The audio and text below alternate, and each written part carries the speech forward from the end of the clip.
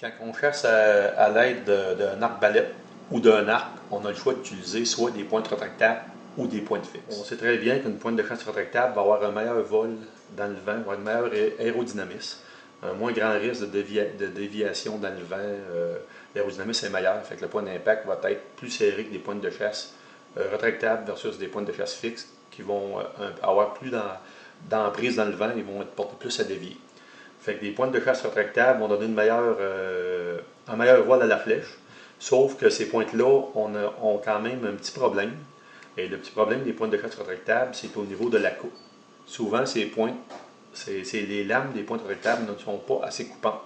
Fait que comme vous pouvez voir ici, je peux me passer le doigt avec quand même assez de vigueur et pas de danger de me couper le doigt. Fait que ça fait le même phénomène dans l'animal, ça ne coupe pas assez pour couper tous les tissus qui est à l'intérieur de l'animal. Tandis que si je fais le contraire, je fais une pointe de chasse comme celle-ci, et une pointe de chasse fixe, et je me passe le doigt dessus, il faut que je fasse très attention parce qu'elle est très coupante. Donc, elle va couper plus dans un animal qu'une rétractable.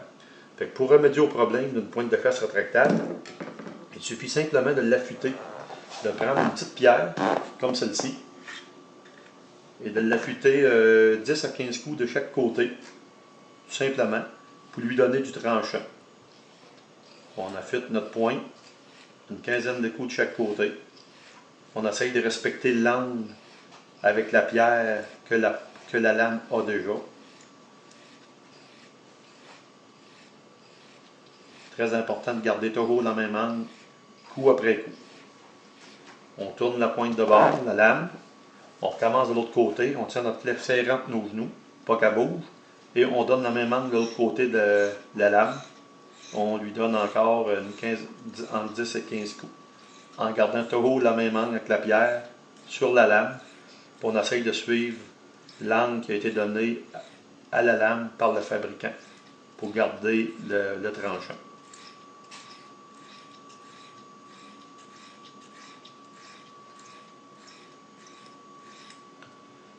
Quand nos 15 coups sont donnés, on peut revérifier notre doigt. Et je peux vous dire une chose, si je passe mon doigt un petit peu rapide sur la lame, je me coupe le doigt, c'est sûr. C'est très très coupant, je dirais même que c'est plus coupant que la lame de chasse fixe. Donc, ça vaut la peine de prendre peut-être 2-3 minutes par flèche et d'affiler nos 3 lames pour quand notre pointe de chasse va pénétrer dans le gibier, c'est elle qui va faire que notre animal va mourir, c'est elle qui va trancher les tissus dans l'animal. Fait que c'est important que ça coupe comme il faut.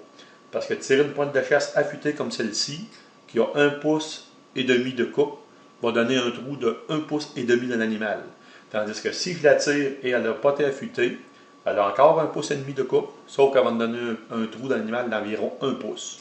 Plus ou moins 1 pouce, parce que les tissus dans l'animal vont faire comme un élastique, vont s'étirer au passage de la lame et vont revenir à leur place une fois que la lame va être passée. Fait que les tissus ne seront pas tous coupés parce que la lame ne coupe pas assez. Donc, en l'affûtant comme ça, on s'assure de faire un plus gros trou. Notre lame va pénétrer plus profondément dans l'animal. Donc, on va avoir plus de tissus coupés plus profondément. On a beaucoup plus de chances de tuer notre animal proprement et de le retrouver qu'une lame de chasse rétractable qui était affilée. Donc, ça vaut la peine de prendre 2-3 minutes pour affiler nos pointes de chasse, de être sûr d'avoir un meilleur résultat lors de votre chasse.